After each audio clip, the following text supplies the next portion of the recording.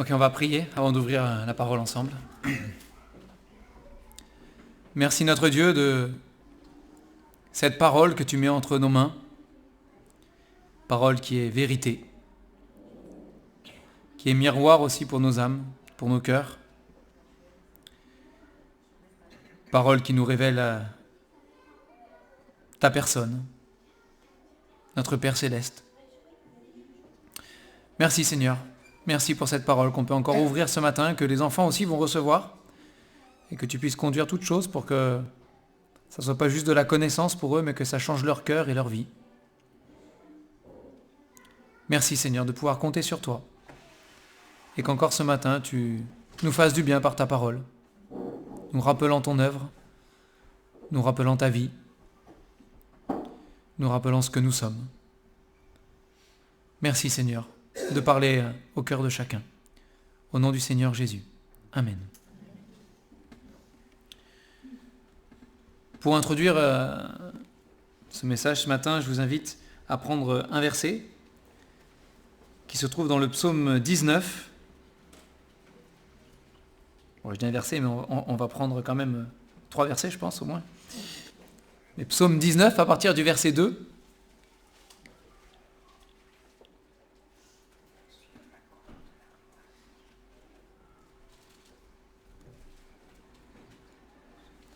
Voilà, psaume 19, à partir du verset 2 jusqu'au verset 5.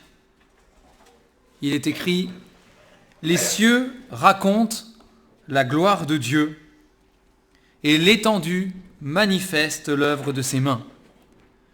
Le jour en instruit un autre jour, la nuit en donne connaissance à une autre nuit. Ce n'est pas un langage, ce ne sont pas des paroles dont le son ne soit point entendu. Leur retentissement parcourt toute la terre. Leurs accents vont aux extrémités du monde, où il a dressé une tente pour le soleil. » David, dans ce psaume, contemple le ciel, les étoiles particulièrement, le soleil, et il s'émerveille de cette création de Dieu. Et il décrit ce qu'il voit, ces étoiles, ces constellations, le ciel, le soleil, comme étant un témoignage que Dieu a laissé. Une preuve qui montre la grandeur et la puissance de Dieu. Du seul Dieu qui existe. Du seul Dieu qui a tout créé. En comparaison avec les idoles muettes, c'est le Dieu vivant et vrai. Vendredi soir, avec mon père et Lémuel, on est allé à Capestan, à la médiathèque, ils organisaient une veillée des étoiles. Et donc, voilà, mon père nous avait inscrits, donc on a passé un bon moment. Et voilà, donc il y avait un monsieur qui était là, une pointure scientifique dans l'astronomie, qui a vulgarisé un petit peu quand même la chose. C'était accessible quand même relativement. Pour les adultes, en tout cas, c'était accessible. Pour les enfants, parfois c'est un peu complexe, mais bon. Et il a montré un petit peu les découvertes scientifiques dans l'univers, dans les étoiles, dans notre système solaire, dans ces choses-là, un petit peu, voilà, les avancées, et ce qu'on savait pas.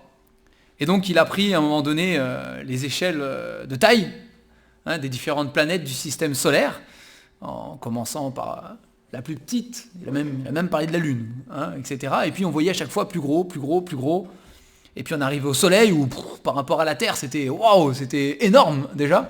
Il expliquait que dans le Soleil, on peut mettre 100 fois la Terre, en diamètre seulement, juste en diamètre, on peut mettre 100 fois la Terre. Et puis après, le Soleil, il est passé une autre grosse étoile, et puis une autre grosse étoile, et puis une étoile tellement grosse que le Soleil à côté était ridicule. Et il disait, là, on peut mettre 1000 fois le Soleil dans celle-là, en diamètre. Et sa conclusion était la même que, même si lui, il n'est pas croyant, ça c'est sûr, j'en ai eu la preuve après, mais sa conclusion était quelque part la même que ce qu'on trouve dans le psaume 8, quand il est dit, au verset 4, c'est toujours David, « Quand je contemple les cieux, ouvrage de tes mains, la lune et les étoiles que tu as créées, qu'est-ce que l'homme pour que tu te souviennes de lui, et le fils d'homme pour que tu prennes garde à lui ?» Et quand on voit l'immensité de l'univers, et il expliquait que voilà, dans cette portion du ciel qu'on voit là, il y a des milliers d'étoiles, et qu'autour de toutes ces étoiles, il y a des planètes qui tournent, et que c'est juste une petite partie d'une énorme galaxie, et qu'il y a des milliers de galaxies, et que ça fait rempli, enfin c'est immense, hein, ça donne le vertige. Ça donne le vertige. Hein. Et il disait, et nous, êtres humains sur la Terre, on est très nombrilistes, on regarde son petit nombril, on est ceci, on est cela, et à l'échelle de l'univers, même les scientifiques le reconnaissent, nous sommes tellement rien. Hein. Et le psalmiste, lui qui connaît l'Éternel, il dit, voilà, moi quand je contemple tout ça, il dit, c'est tellement grand, qu'est-ce que c'est que l'homme finalement? Si petit. Grain de poussière, c'est même un grain de poussière, c'est trop grand par rapport à l'échelle de la taille de l'univers, ce que nous sommes nous. Hein. On est plus petit qu'un grain de poussière encore, on est insignifiant, invisible. Et pourtant, Dieu se soucie de nous. Hein. Dieu s'intéresse à nous, c'est quelque chose d'extraordinaire. Et voilà, on a vu plein de choses, je ne vais pas vous faire la conférence, mais c'était fascinant, c'était intéressant. Et il y a une chose quand même qu'il a répété plusieurs fois, et j'étais content qu'il le répète. Si j'avais pu avoir la parole, j'aurais rajouté des choses. Mais il a répété plusieurs fois, la Terre, seule planète où il y a la vie. La Terre, seule planète où il y a la vie. Alors, je ne sais pas si vous voulez couper court à des questions extraterrestres, je ne sais pas, mais il a répété plusieurs fois. La Terre, la seule planète où la vie est possible. La seule planète où il y a la vie. J'aimerais qu'on prenne un autre texte, c'est dans l'Ecclésiaste. Voilà. Ecclésiaste chapitre 3.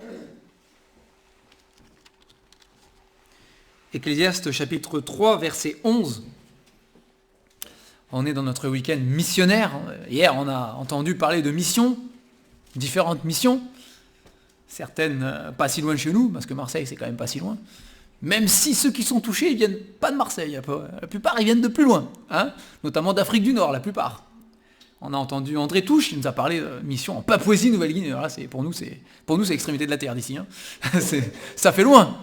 Hein, ça fait loin. Et dans toutes ces choses, il y a, et sur toute la planète, partout, il y a dans le cœur de l'homme quelque chose qui a été planté par Dieu depuis toujours. Et Ecclésiaste chapitre 3, verset 11 nous dit « Il fait toutes choses belles en son temps, même il a mis dans leur cœur, le cœur de l'homme, hein, dans leur cœur la pensée de l'éternité, bien que l'homme ne puisse pas saisir l'œuvre que Dieu fait du commencement jusqu'à la fin. » Je ne vais pas développer ce verset, hein, mais simplement, ici, il nous est dit que Dieu a planté dans le cœur de l'homme la pensée de l'éternité.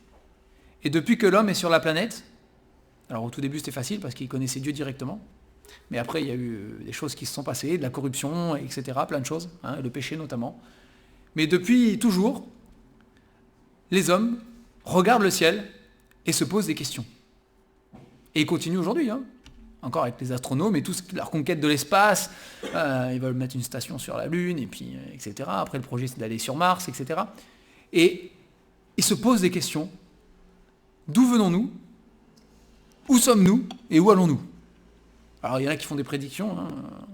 Le monsieur, vendredi soir, avait une prédiction désastreuse pour notre humanité. Mais voilà, et chacun fait des prédictions. Mais en tout cas, l'homme a dans son cœur, planté par Dieu lui-même, la pensée de l'éternité, de quelque chose de plus grand qui le dépasse. Quelque chose qui n'a pas de commencement, quelque chose qui n'a pas de fin. Et il ne sait pas trop, hein, l'homme ne sait pas où se positionner réellement dans tout ça. D'autant plus que les scientifiques n'apportent pas des réponses satisfaisantes. Donc l'homme ne sait pas où se positionner. Et l'homme en général, partout sur la planète, est perdu. Parce qu'il ne sait pas d'où il vient, il ne sait pas où il est, et il ne sait pas où il va. Et la parole de Dieu, à l'inverse, la parole de Dieu, la Bible, nous donne des réponses qui sont satisfaisantes. Et si nous sommes là ce matin, pour la plupart d'entre nous, nous avons déjà entendu ces réponses-là, hein, que nous donne la parole, et ça nous a satisfaits. Et ce sont ces réponses-là dont ceux qui nous entourent ont réellement besoin, de savoir d'où on vient, où on est et où on va. Alors d'où on vient ? Dès les premières pages de la Bible, n'est-ce pas ? Dès les premières pages de la Bible, Dieu révèle à l'homme d'où il vient. Il n'est pas arrivé sur la terre il y a 100 000 ans par hasard, n'est-ce pas ? Mais il a été créé par Dieu. On trouve le récit, on ne va pas le reprendre ensemble, on l'a repris suffisamment déjà, mais ce récit de la Genèse, avec la création d'Adam, et puis la création d'Ève, et tout le reste qui s'ensuit autour, hein, n'est-ce pas ? Mais Dieu a créé l'homme. Nous venons Alors, humainement parlant, on descend donc d'Adam et Ève. On vient de là. Hein, mais nous venons directement de la volonté et de la pensée de Dieu lui-même. Et sans remonter dans la création, j'aimerais qu'on prenne un psaume, encore une fois, psaume 139, verset 13.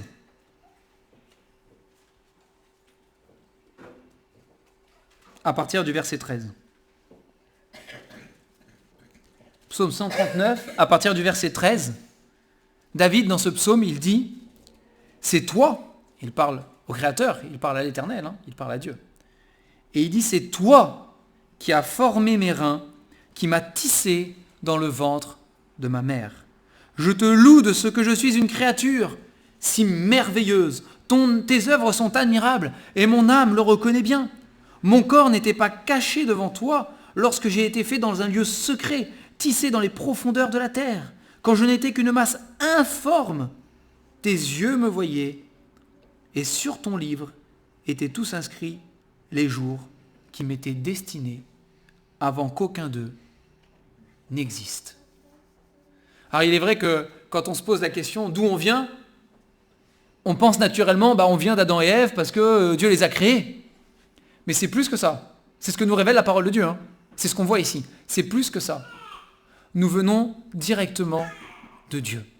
David ici dans ce psaume, il dit qu'avant même que nous existions individuellement, Dieu nous connaissait déjà.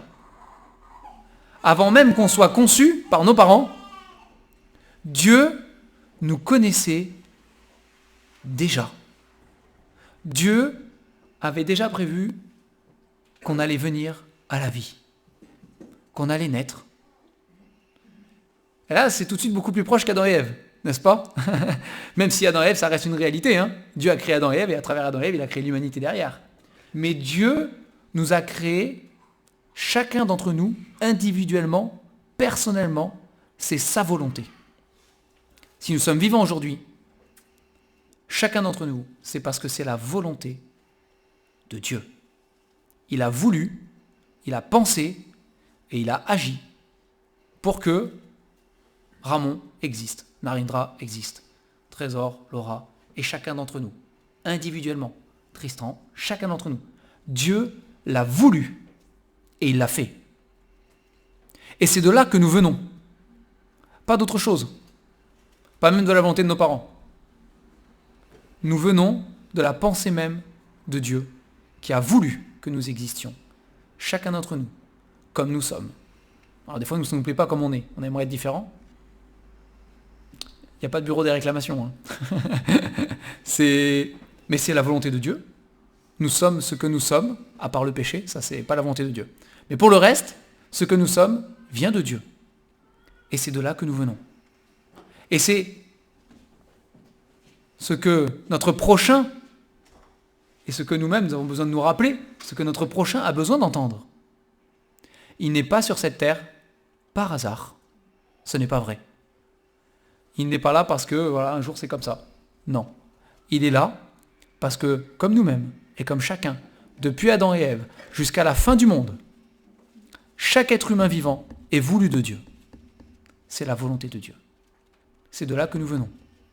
C'est ce que déclare la parole de Dieu. Après, il y a là où nous en sommes aujourd'hui. Là où nous en sommes aujourd'hui, ça dépend un peu de chacun, mais nous sommes néanmoins sous la grâce de Dieu, dans le temps de la grâce de Dieu, c'est comme ça que nous décrivons la chose, mais en Acte 17, si vous voulez tourner avec moi, Acte 17, à partir du verset 30, Acte 17, 30 même, et 31, on ne peut pas le dissocier, c'est impossible. 30 et 31 nous expliquent aujourd'hui où nous en sommes. Ça, c'est d'où nous venons, nous avons été voulus de Dieu. C'est sa volonté.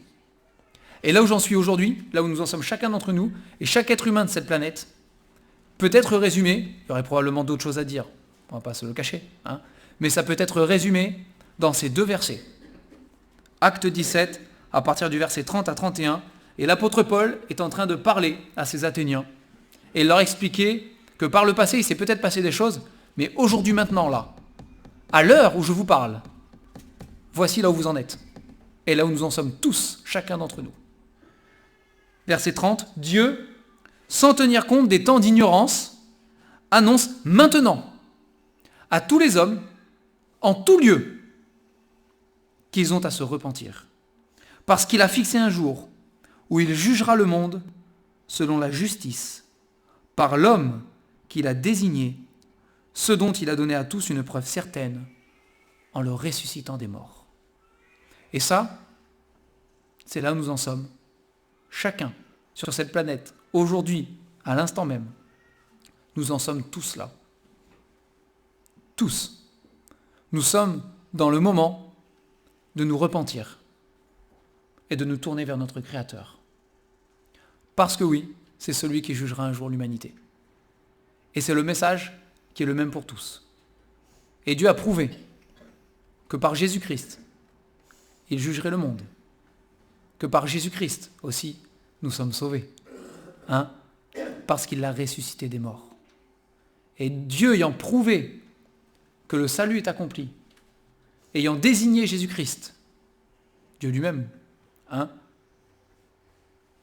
aujourd'hui, chacun d'entre nous, nous avons une chose à faire, fléchir le genou devant Jésus-Christ. Reconnaître qu'il est notre Sauveur. Reconnaître qu'il est aussi notre Maître. C'est ce que veut dire Seigneur.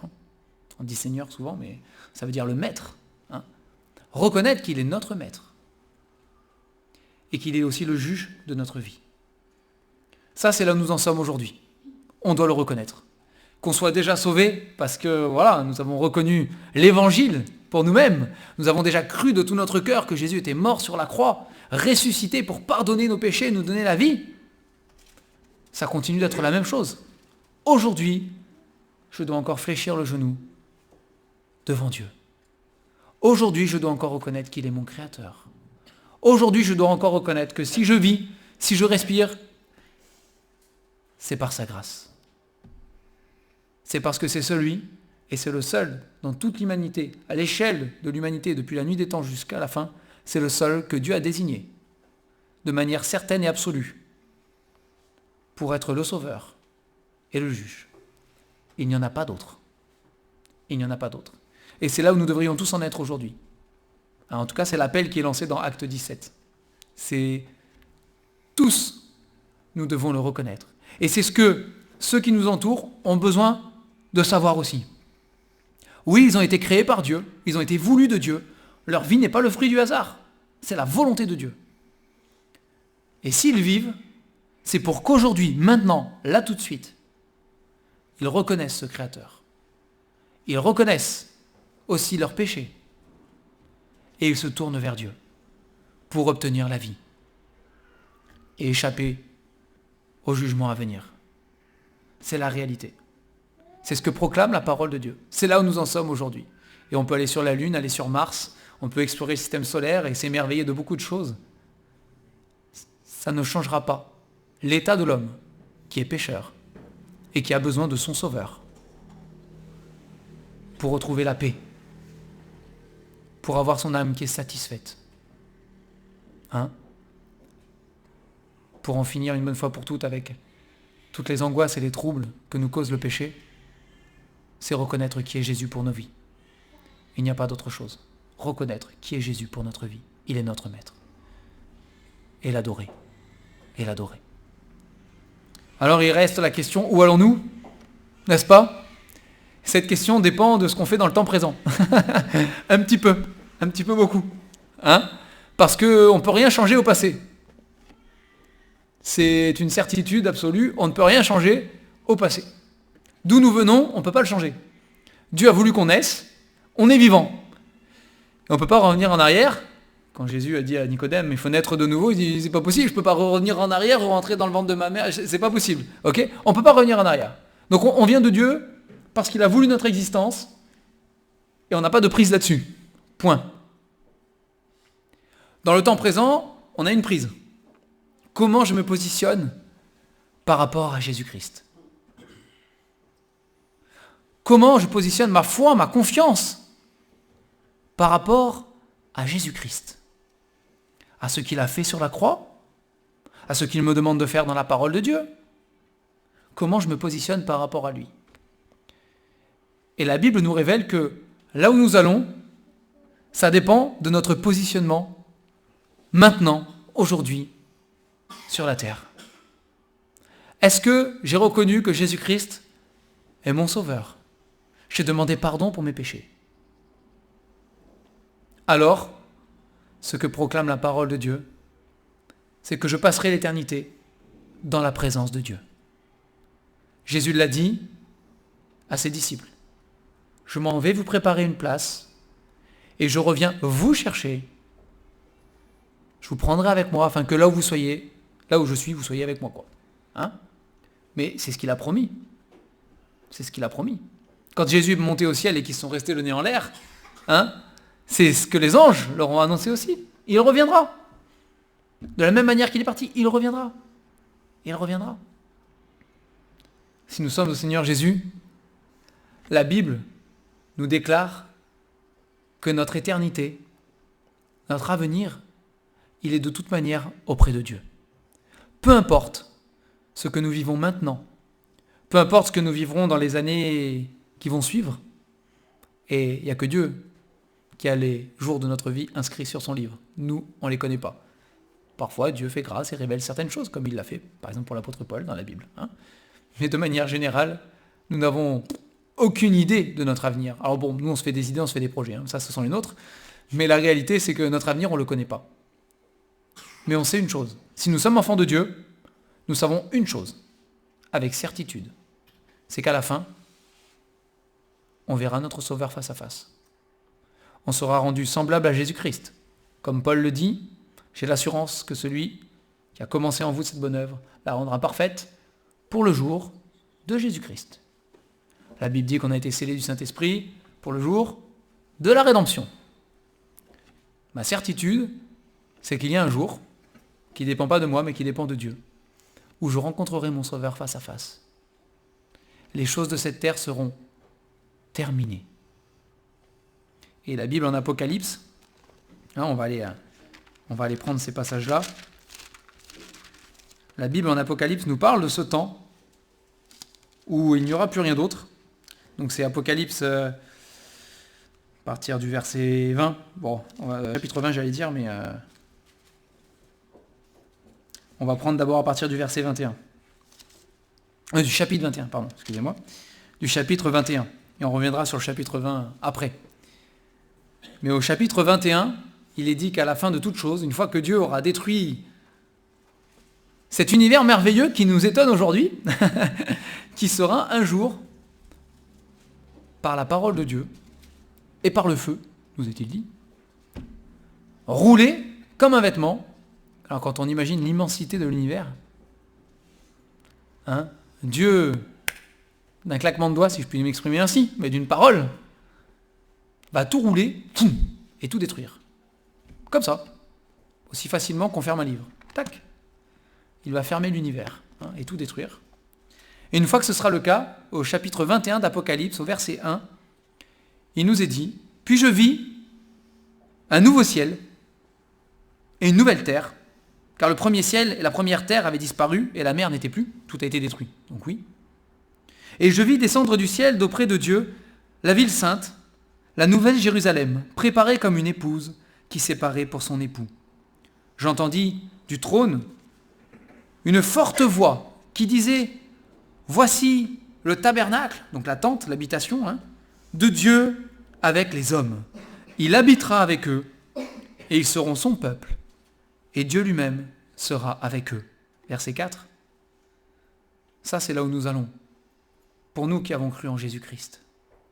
Il essuiera toute larme de leurs yeux et la mort ne sera plus. Il n'y aura plus ni deuil, ni cri, ni douleur, car les premières choses ont disparu. Totalement. Et pour l'éternité. C'est pas pour un temps. Pour l'éternité. On arrive parfois sur Terre à avoir un peu de consolation pour un temps. Ça peut arriver. C'est vrai. Le Seigneur le fait de toute façon. Mais là, on n'est pas du tout dans la même chose. On n'est pas dans la même portée. On est sur quelque chose d'éternel. Et ça, frères et sœurs, si vous êtes au Seigneur, si Jésus est votre sauveur, quoi qu'il arrive sur cette terre, quelles que soient les souffrances, la douleur, le deuil, la mort, les larmes, il y en a des larmes à essuyer sur la terre, hein. Il y en a, hein. C'est notre destinée. C'est ce que Dieu nous promet et qu'il accomplira avec certitude, parce que jamais Dieu n'a été pris en défaut une seule fois. C'est là que nous allons nous.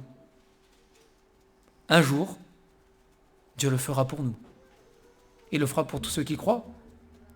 Mais individuellement, chacun d'entre nous, on en fait partie, si on a cru en Jésus. Pour moi-même, il le fera. Mes larmes seront essuyées pour l'éternité. Je serai consolé pour l'éternité. Je ne serai plus jamais en contact avec la mort, de quelque manière que ce soit, ni avec la douleur, ni avec la souffrance, ni avec les angoisses, ni avec la maladie, ni avec la dépression, ni avec rien du tout. Toutes ces choses-là auront disparu pour l'éternité, à jamais. Ça, si nous sommes en Jésus, c'est là où nous allons. C'est notre destin d'enfant de Dieu. C'est une merveilleuse nouvelle, hein, pour nous qui avons cru. Mais si dans ce temps présent maintenant, c'est ce que déclare aussi la parole de Dieu, et on ne peut pas l'occulter. Si dans ce temps présent maintenant, je choisis d'ignorer ce que Dieu dit, si je choisis d'ignorer ce sacrifice de Jésus pour moi sur cette croix, si je choisis de le rejeter, alors là où je vais, c'est l'inverse, et totalement l'inverse de ce que je viens de voir ici. C'est ce que déclare la parole de Dieu. C'est un endroit que la Bible décrit comme un lieu de souffrance et de larmes pour l'éternité. Au chapitre 20 d'Apocalypse, à partir du verset 11, on va lire à partir du verset 10. Parce qu'à partir du verset 10, ça reste encourageant. Pour tout le monde dans tous les cas. Au verset 10, il est dit que le diable, qui les séduisait, fut jeté dans l'étang de feu et de soufre, où sont la bête et le faux prophète, et ils seront tourmentés jour et nuit au siècle des siècles. Ça nous va bien. Et pour nous qui sommes enfants de Dieu, c'est la victoire accomplie de Christ sur l'ennemi. Mais au verset 11, il est dit, puis je vis un trône, un grand trône blanc, et celui qui était assis dessus. Alors c'est Jésus-Christ, bien sûr. La terre et le ciel s'enfuirent devant sa face, et il ne fut plus trouvé de place pour eux. Et je vis les morts, les grands et les petits, qui se tenaient devant le trône. Des livres furent ouverts, et un autre livre fut ouvert, celui qui est le livre de vie. Et les morts furent jugés selon leurs œuvres, d'après ce qui était écrit dans ces livres. La mer rendit la mort qui était en elle, la mort et le séjour des morts rendirent les morts qui étaient en eux, et chacun fut jugé selon ses œuvres. Verset 14. Puis la mort et le séjour des morts furent jetés dans les temps de feu. C'est la seconde mort, les temps de feu. Quiconque ne fut pas trouvé écrit dans les livres de vie fut jeté dans les temps de feu. La Bible nous révèle où nous allons. Il y a deux destinées possibles. Ce qui est sûr, c'est que notre vie ne s'arrête pas à notre mort. N'en déplaise à tous ceux qui proclament qu'il n'y a rien après la mort, peut-être qu'ils veulent se rassurer comme ça, mais ce n'est pas la vérité. La Bible nous déclare qu'après la mort, nous venons en jugement. Dans l'Épître aux Hébreux aussi, il est écrit qu'il est réservé aux hommes de mourir une seule fois. Après quoi vient le jugement.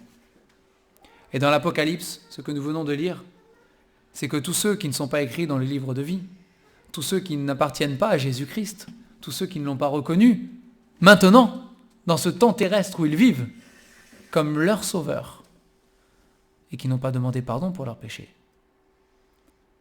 Alors, ils iront comparaître devant Jésus-Christ, à ce grand trône blanc. Et la Bible est formelle, même si ça ne nous déplaît pas, même si on aimerait que ce soit différent, ça restera toujours la vérité.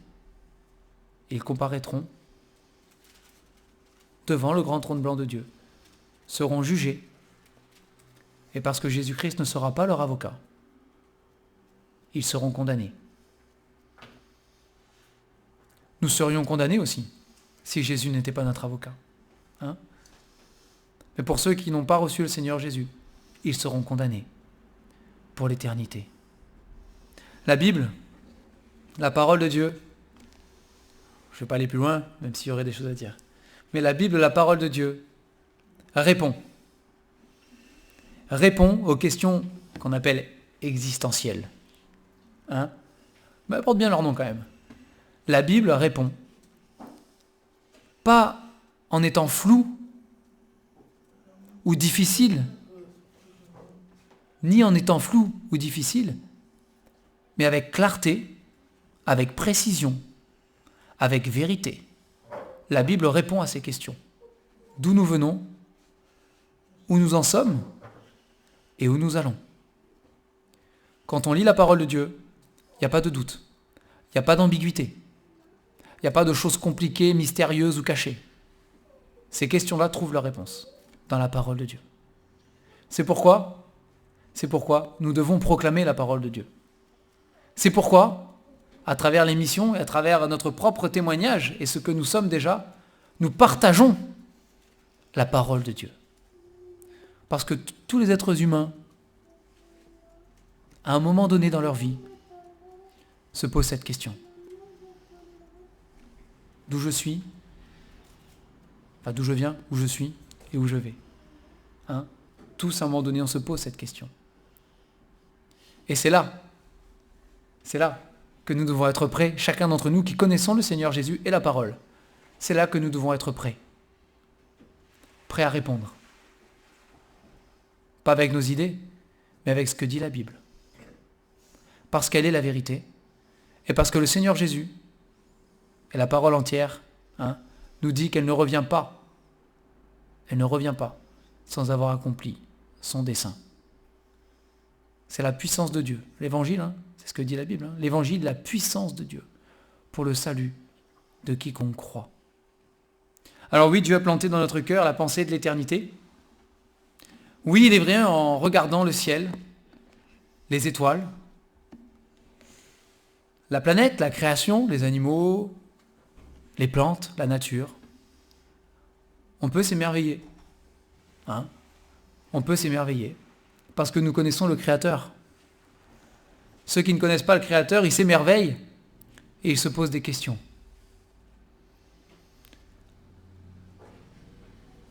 N'oublions pas d'être présents pour leur dire, moi je sais où on trouve la réponse. Je sais où est la réponse. C'est pas moi qui ai la réponse, mais je sais où elle est la réponse. Elle est dans la Bible. Elle est dans la parole de Dieu. Lis la parole de Dieu. Lis la Bible. Tu trouveras les réponses que ton cœur cherche. C'est ce que pour beaucoup d'entre nous, nous avons fait. Nous avons trouvé dans cette parole les réponses. Et aujourd'hui, malgré, j'allais dire contre vents et marées, malgré les circonstances de la vie, nous avons néanmoins en nous cette paix. Parce que nous avons été réconciliés avec notre Créateur et parce que nous savons d'où nous venons, où nous sommes et où nous allons. Et ça, il n'y a qu'en Jésus-Christ qu'on trouve cette paix et cette réponse. Hors de Jésus-Christ, il n'y a rien. Il n'y a que du trouble, des angoisses, et nous sommes perdus. On va prier pour terminer.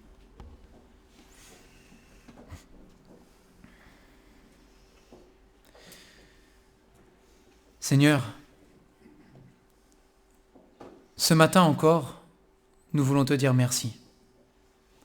Comment notre Dieu ne pas être reconnaissant? Parce que Seigneur, Non seulement tu as planté dans nos cœurs cette pensée de l'éternité, ces questionnements, Seigneur, mais tu ne nous as pas laissés sans réponse. Tu es un Dieu merveilleux et plein d'amour, parce que tu es venu nous donner les réponses dont notre âme a besoin. Tu es venu, Seigneur, nous révéler la vérité. Notre vie a un sens. Notre existence a un sens parce qu'elle est voulue de toi. Seigneur, on n'est pas là par hasard, mais on est là parce que tu l'as voulu. Et ça change tout, Seigneur. Merci. Merci de m'avoir fait vivre, de m'avoir fait naître, de m'avoir fait venir à l'existence. Seigneur, merci parce que cette vérité nous révèle aussi que nous avons besoin de toi, besoin de notre Créateur et d'être réconciliés. Et merci pour Jésus-Christ, Père, qui a donné sa vie pour ça. Et merci, Seigneur, parce que tu nous révèles que notre vie sur la terre n'est pas qu'un passage qui disparaît. Et un passage douloureux en plus. Mais parce que pour nous qui croyons, Seigneur, nous savons où nous allons. Et il nous tarde, Seigneur, d'y être. Dans cette consolation et cette paix éternelle, dans ta présence. Seigneur, que ces vérités soient pour nous une énergie, un moteur pour vivre à ta gloire, pour t'adorer et aussi pour proclamer l'Évangile. Au nom du Seigneur Jésus. Amen.